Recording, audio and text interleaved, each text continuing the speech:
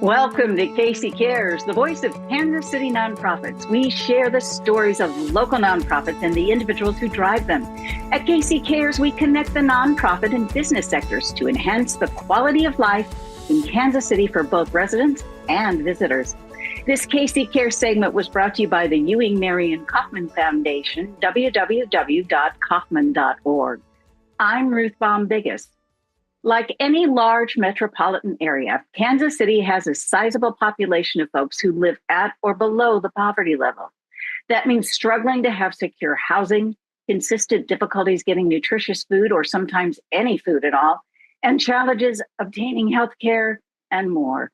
Reconciliation Services works with its neighbors to address these societal ills while promoting dignity and encouraging empowerment. Joining us today on Casey Cares is Father Justin Mathews, who serves as the CEO of Reconciliation Services and keeps things moving. Welcome, Father. It's great to be here with you. Thank you for the opportunity. Absolutely. Well, we're going to dive in deeply into what Reconciliation Services is and does. But I always like to start with the leader and how you got to where you're at. What was this journey for you, and how did you land at Reconciliation Services? Yeah. So I grew up in Kansas City, moved away and went to Belmont University, and then eventually moved back to Kansas City after I got my master's degree in New York, and just was in love with the founders of Reconciliation Services, dear friends and great inspiration. So in 2008, early 2009, I started another national organization with a group of people, and it was really patterned off of what our co-founders of Reconciliation Services were doing here in Kansas City. And the whole goal was to try to figure out the DNA of what was working here and scale and replicate that. Well, in the process of doing that, I ended up volunteering with my wife and my, at that time, my little boys. I have 3 adult sons now, but they were really little then. And we would volunteer here on Troost. We ended up moving into the community as well and raising our kids on the east side of Troost. And then my career path sort of took a turn that I didn't expect when our co-founder, Mother Thelma, or Michaela, as she went by, she passed away in 2012. And Father Alexi, her husband and co-founder, Father Alexi became a monastic, became a monk, and eventually passed the reins on to me, which was a little bit of a surprise. Wasn't the plan, right? I mean, for where life is going to go. But my wife and I have been volunteering down here really since late 2008. So in 2013, I took over as CEO, and we were a small organization. We're still not huge. We're about 30 full-time staff. But when I got here, we were 5, including me and a volunteer part-time nun. So we were pretty small back then.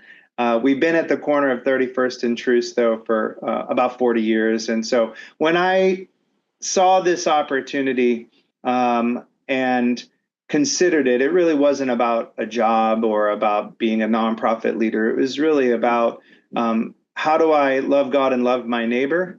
And how do I pick up from the inspiration that Father Alexi and Mother Thelma left in their wake, in their life, right?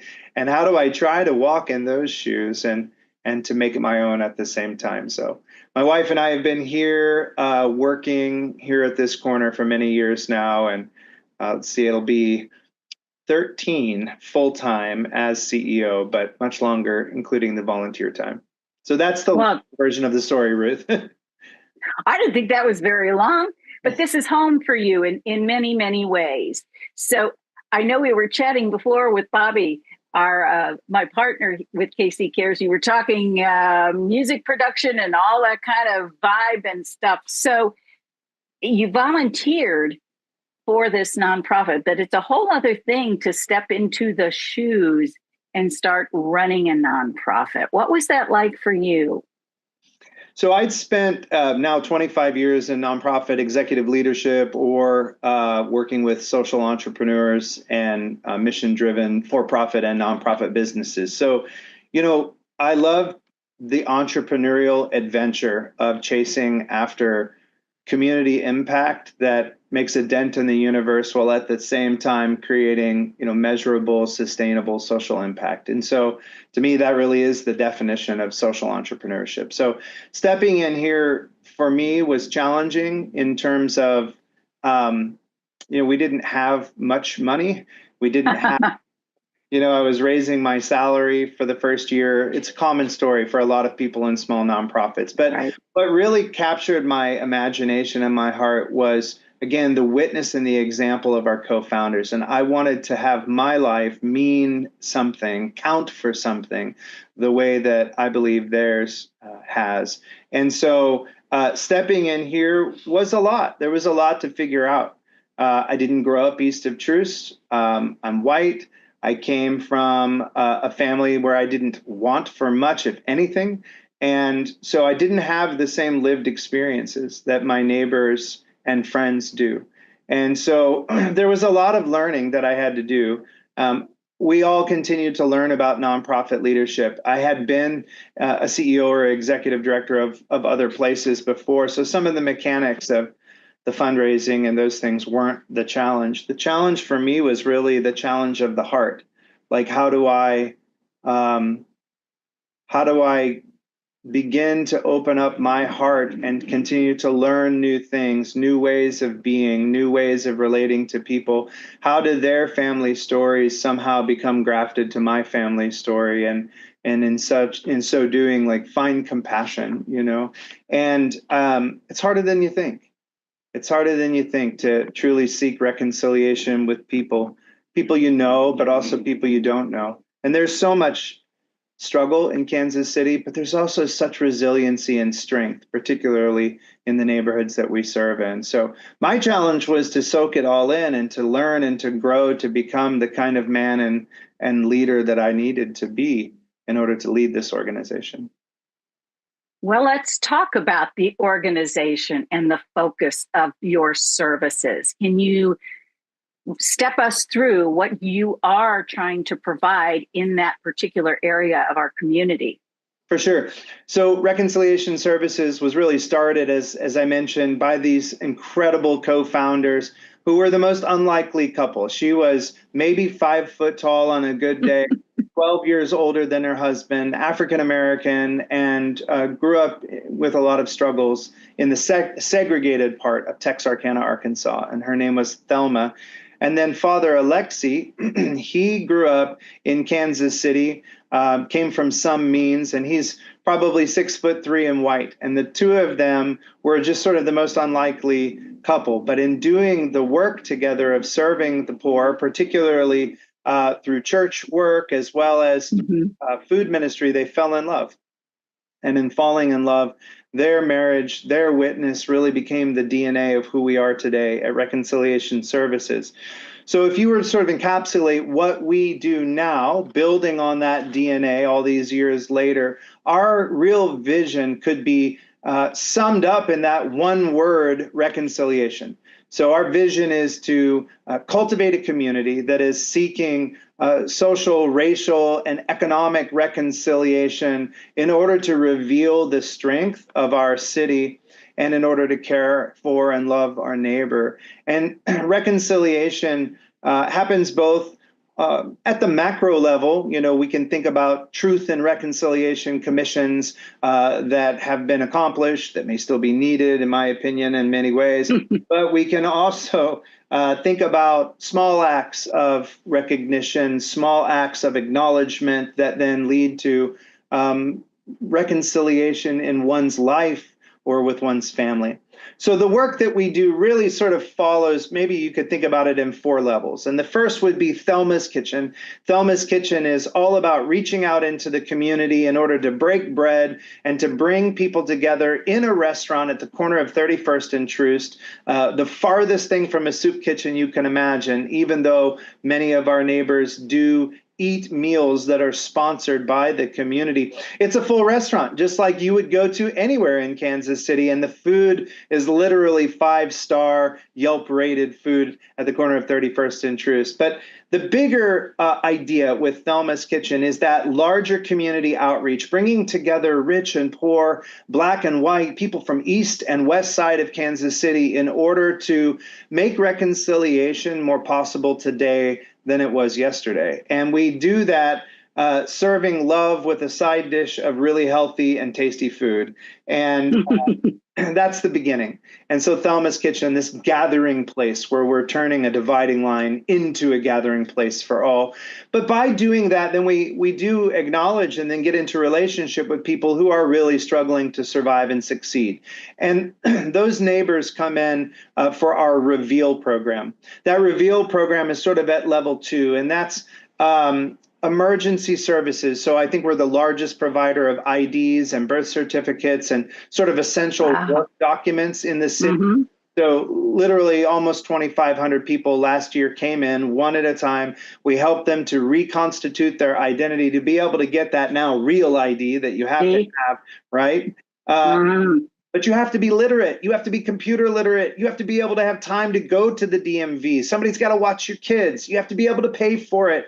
You have to be able to have an address to be able to have proof of residency, now 2 forms of proof of residency. And so many of our neighbors don't have many of those different elements. And so oftentimes those emergency services, it might be food, IDs, medicine cabinet, rent and utilities assistance, eviction support. Those are the kind of triage moments where we're entering into an emergency in someone's life and walking alongside them as a neighbor and helping them to find family stability and set goals for what they would want to accomplish, which just then kind of gets us to level 3, which is our Reveal therapy and case management program. We're one of the only places that's offering evidence-based clinical mental health trauma therapy that's not a hospital or a small clinic of some sort, mental health clinic. We're offering that to folks who can't pay for it, don't have insurance. We don't get any federal reimbursement for those. It's just simply donor sponsored. And it is the difference between thriving and not. Because it's one thing to pay your rent and get an ID. It's another thing to be able to find that deeper healing for the hard places of the heart. We all have those, but the level of undiagnosed mental health struggles and the amount of trauma and depression in our community is astronomical, Ruth. And so we really try to step in and offer that healing. And then finally, we end with what we call kind of our economic community development work, which works both with our foster grandparents program, which is our only federally funded program, where we have 80 senior citizens who are in 30 different public schools across the city, loving on kids 5 days a week. And we're helping those seniors who are living themselves below the federal poverty line with a stipend. And then we're helping them to age in place by building community. And then obviously working with hundreds and hundreds of kids every day across the city. And then the larger side of it, really, then we have to have a place to live in, right? So all of these things culminate into how do we build community on Troost? So we're working on some economic community building efforts, job creation, and some other activities. So that's the full breadth of what we're doing, but it all really intentionally ties together, level 1 to level 4, so to speak, in a very defined continuum of care. Wow. Amazing. Everything that you offer, everything that you do, it's kind of like where to begin. But I love this foster grandparent idea that you all are putting forth and out there working. What a joyful thing for both the kids who probably need that extra love and the adults who now have a real purpose and a real drive to give back, still be part of the community. It seems there's a lot of idea that at 65 you should check out and you can't be lively and active and out there. I don't want to take us as scant or askew, but you have at least found a way for quote unquote, that age group who also may need other support to really be giving back and feeling purpose and value in the community. So, yeah, the wisdom of our elders is so important. And there really is a wisdom gap in our generation and our day and age. I mean, there's a foster grandparent that I know who's a part of our program who literally was marching with her parents and Dr. King, in Selma. She was a child, but she was there. Think about the life experience and the wisdom that she and others who have had life experiences similar bring to that classroom, right? So much more than, reading with a kid, but loving on those kids. And the school identifies children who have really particular needs. They may be struggling with homelessness in their family, or they may come from difficult circumstances. They may just need a little extra love. But that is an incredible program, and one that we need to advocate for right now, because the current situation is that AmeriCorps, which is the kind of parent of that, is being gutted by the current administration. And right now, the future of the foster grandparents program nationally is really at risk. But it is the best use of my tax dollars. Whether you love big government or small government, I promise you'll love these FGPs and the kids that they spend their days serving. It's a 60-year-old war on poverty program that's been proven time and again to build community and have dramatic benefits for the kids and for the older adults. So I appreciate your attention on that program, and it's one that we believe is critical to maintain for our community. Well, we have the elephant in the room, a tax on funding going away, not really saying right, wrong, or indifferent with the politics, but it's a reality. So what's kind of your game plan to hopefully keep this program going in some fashion, because you're seeing the benefits? Yeah, so I think the focus is not so much for me on this specific program. The focus for me are on the neighbors who are in need. So whether the administration funds, defunds, changes is really out of our control at the local level at this point. However, it's our only federal program. It's about a $500,000 program out of our $5 million a year budget, but 10% is a lot. But it is critical, though, that we continue to care for these elders in our community. These 80 men and women who have given their lives in this season of their life to provide this kind of witness example and to really be God's hands and feet in the classroom in so many ways, sharing this amazing love with these kids. That is critical. But more than the tutoring, caring for those older adults is critical. So we stand at the ready to continue to pull alongside of our neighbors in need, whether that be with rent and utilities or counseling or any of the other programs that we offer. But more than anything, just providing Thelma's Kitchen where you can come and be a part of community and address the epidemic of loneliness is a big offering for that particular age group. So we have faith that, institutions, Ruth, they come and go. We don't put our trust in princes and sons of men in the religious framework that I come from. So what I do believe in is the love of God and the love of our neighbor. And we're going to continue to do those things really with or without money. But the reality this community being as generous as it is why we're still able to do that. And we need our community maybe perhaps even more than ever right now to make sure that we can continue to do that in tangible and powerful ways. Thelma's Kitchen, give us a little more detail. When is it open, and how can you find out the best information about what's going on there? Yeah, Thelma's Kitchen is a nonprofit social venture restaurant. Okay, so what that means is we operate like any other restaurant. We're open for lunch Monday through Friday from 11 o'clock to 2 o'clock. We also have a catering company, and we cater all over the city, including delivery as well as Easy Cater and Uber Eats and all those fun things, so you can order online. Best way to plug in, both to order, to find out about our menu, as well as to look into catering your next event, is just to go to thelmaskitchen.org, and you can sign up to volunteer. You can order an incredible lunch. But more than anything, I just want to challenge your viewers, your listeners, come down to 31st and Troost, particularly if you don't spend a lot of time here. Come and break bread with somebody who you might not otherwise sit next to, right? And you never know who's going to be in there. You've got people from all over the city and from all walks of life. But if nothing else, come for an incredible lunch. You can really make a difference. We like to talk about you can eat well and do good, and you can cater with a cause for sure. So come support Thelma's Kitchen. I think connecting a social enterprise to a nonprofit is daunting for many. What would you say in terms of doing that? What would you share with others who might be thinking about it, maybe not thinking about it at all?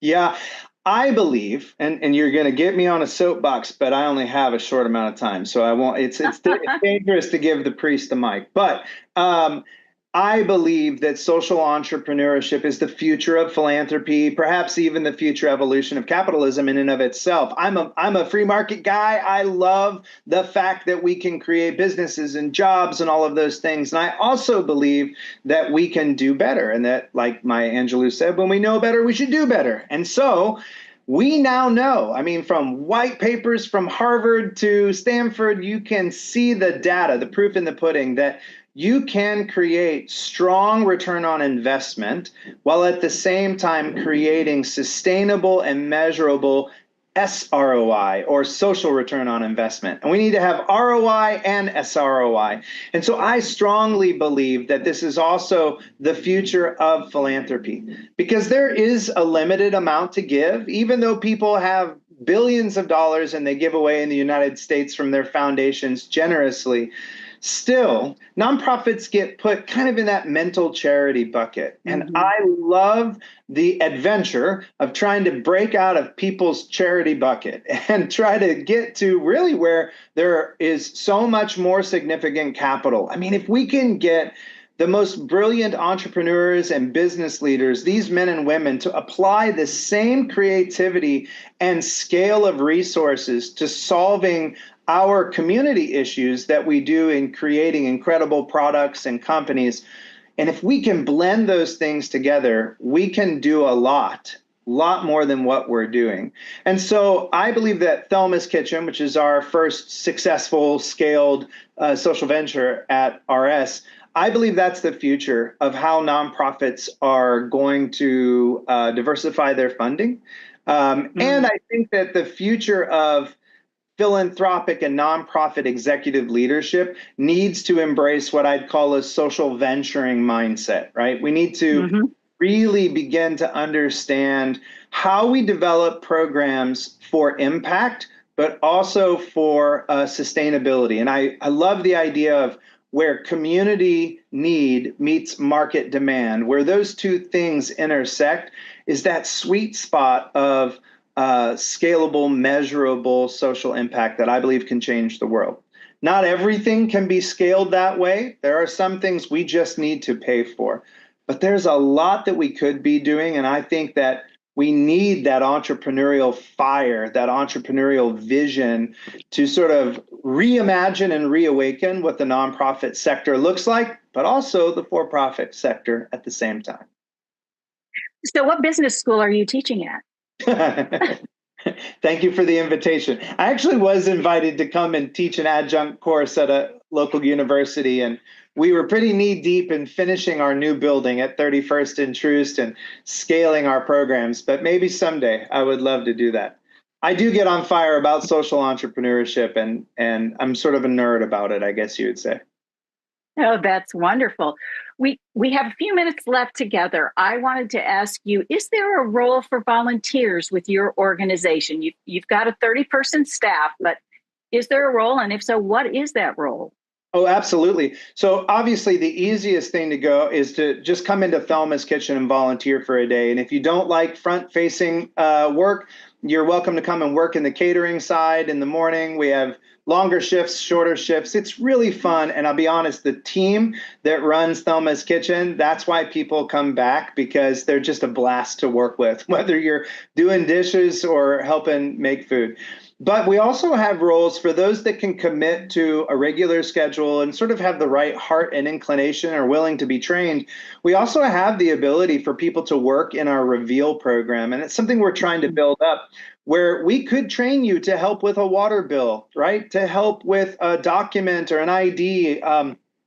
There are lots of opportunities to do that. We're also always looking for awesome board members, people who really want to lead in that sort of volunteer administrative way. And then honestly, right now, Ruth, I'm looking for a social entrepreneur intern. Somebody. There you go. Yeah, if somebody really wants to come in and they've got a passion for those sorts of things, whether it's marketing or social entrepreneurship. So lots of ways to get involved. And then I would share, we also have events that we do. So we do a big, what's called the Hike for Reconciliation every fall. And there's lots of volunteer opportunities. So you just come to thelmaskitchen.org, or go to rs3101.org, or Google Reconciliation Services, and you can sign up to volunteer, plug in. I'd love to have you.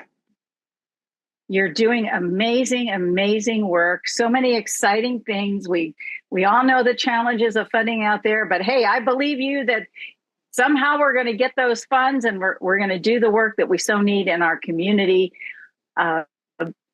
So grateful that you're leading this charge, and I hope others will consider jumping on board, so to speak, with all that you do. So thank you, Father, for all the time and time, treasure, and talent that you give, and for sharing with us opportunities for us to get engaged. Well, thank you for this opportunity. Thank you for highlighting the incredible work of so many nonprofit colleagues and organizations in Kansas City. I think this is truly an amazing city with a huge heart. So thank you for highlighting all those wonderful leaders as well. Thank you for joining us for KC Cares. We're Kansas City's nonprofit voice. We're produced by a nonprofit called Charitable Communications. This KC Cares segment was brought to you by the Ewing, Marion Kaufman Foundation, www.kaufman.org. And if you'd like to be a guest on KC Cares, go visit our website at kccaresonline.org. Spread the love and find us on Facebook and Twitter at KC Cares Radio, and on Instagram at KC Cares Online. And don't forget, catch us on Saturday mornings at 8 a.m. on ESPN 1510 and 94.5 FM. Thank you for joining us on KC Cares.